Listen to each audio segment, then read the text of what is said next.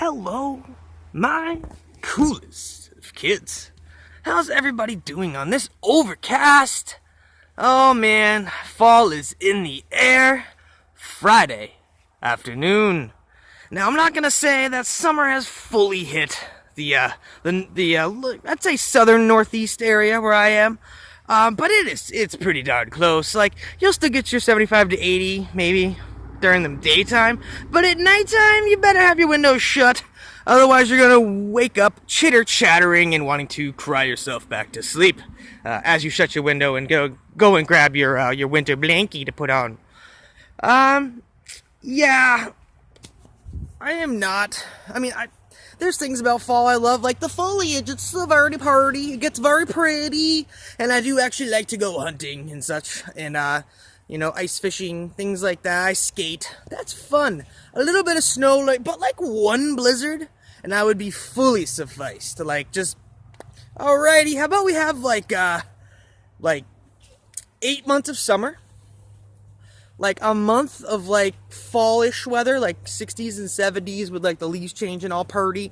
And then for winter and the Thanksgiving, you have that's right there. You can have another between all of that 2 months altogether. But I want 8 months of 80 plus nice weather. It's just I'm wearing pants. What are these evil creatures?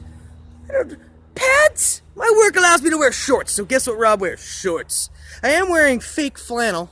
Fankle? There's a joke there, but I can't come up with it right now. I'm not smart enough. But this is actually a really flimsy flannel because it is 60 to 65 today. But yeah, that's what's going on up here. I've been really busy. I still have a loaner phone right now, so I've been having actually a hard time doing the uploads. Now I'm using this old thingamajiggy right here, so I'll have to go hook up to some Wi-Fi after. But I do have a nice, purty little story that is actually involves my old high school. Now, when you're growing up and you're going to a lot of the bigger schools and everything, and it's a good thing that we have the children that have mental disabilities or they have their problems that are in school with us. And usually you see them in the hallway, and you become friends with them, clapping hands and everything, and it's good to see them have the same opportunities as we do. And I love that about our school, my old school, my high school that I went to. There's actually a story this year. I was in the newspaper, and I actually got to meet the young man at the game himself. His name is Joey. He is a senior this year, and he has Down syndrome. Now, he has been on the football team as a practicing player, as well as during the games, he's a coach, because there was actually some kind of a bylaw that said that it's in New Hampshire. I know this is 2018 and it sounds absolutely ridiculous. There's some kind of a bylaw in the Hampshire law that made it so that unless it was considered a special game or something like game, he could not be in a varsity game in a play. He was not allowed to be in one. And guess what? That law is actually still in place. Just horrible. But this young man, he's a running back. A lot of people that, you might not know about football, running backs are the ones that get the ball handed off to them, and, they try to score the touchdown. They get the ball.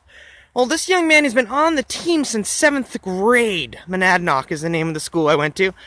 We go to school there from 7th to 12th grade. 7th and 8th grade is considered junior high, and then obviously 9th through 12th is high school. He's been playing football that whole time he's there, 6 years, always been just on a and during the practices, he does all the same things as the other players. Obviously, they probably give him a little leeway, and he doesn't get pushed as hard and everything. But he even does contact and everything, which is perfectly fine, tackling everything. Well, the coach that is for Monadnock and coach for the other team actually set something up, and I'd actually seen something online along the same thing, what they did. And they set it up so that on the first play of the homecoming game, he was going to get the ball handed off to him, and be able to, they were going to bounce off him and run for, he was going to be able to run all the way down the field for a touchdown. And then Monadnock would do the same thing on the kickoff. They would just let the guy run down and score, so they're going to be tied. But, it's the thought that counts. Well, I actually got to witness this game, and I was very disappointed that I haven't been able to find any videos of it yet that were uploadable, but I will when I can get up on there. these kids, these young guys, and I wondered how they would do it. Maybe they would just stand there and let them run by and do a little thing. They played it up wonderfully. The play happens, okay? And he gets the ball handed to him, and he starts to run, and the first kid goes up to him, and little dude, I will say he's a little guy, Joe, he's a little dude, puts his arm out, and the guy plays it out, he goes, and plays like he goes flying onto the ground, and like the guys, two of the guys that are like blocking for him in front of him, like pretend to block some guys, and they go flying onto the ground, and another one of the guys that's trying to tackle him like jumps and then just like pretends to not be able to wrap him up and falls on the ground. And another one of the guys that's in front of him running at him, and he bounces up and goes like, these kids, these are teenage guys that had, be adults for a moment. Look towards somebody else and like, actually they could have just stood there and let him go score and be done with. But like you could see that they wanted this to be special for that kid. The guys on Monadnock, the team I went to, and also the guys on the other team as well. Like, these are just teenage boys, like, way higher than any expectations I would have ever had. He scores, and they did, like, a little touchdown dance where he, like, takes a bite out of the ball and throws it like it's a grenade, like, up in the air like this. And then all the other guys over there on his team fall over when it hits the ground. It was awesome. Like, literally, I don't think there was probably a dry eye. Everybody was crying, and, like, I had read the story the night before in the newspaper about how long he'd been on the team and how he wasn't able to play it down or anything like that. And literally, they got that in, so he was able to do that in a game. And, it gives you hope in the world. It really does. That's like another little thing. It just gives you hope. Because there's not a lot of hope. You watch the news, try not to listen to all of it. Don't be a sheeple. Don't be sheeple. But, like, you watch that news and everything that's going on every night, and you're like, this world is falling apart. But then some small little local thing like that happens, and it's just like, wow, From, like, coaching adult level all the way down to these kids some of these kids are in 9th grade playing it up for this young man to be able to have his one moment that he is going to remember for the rest of his life, and he will. And you know what? It's going to go in the record books. They have books over there that he scored a touchdown.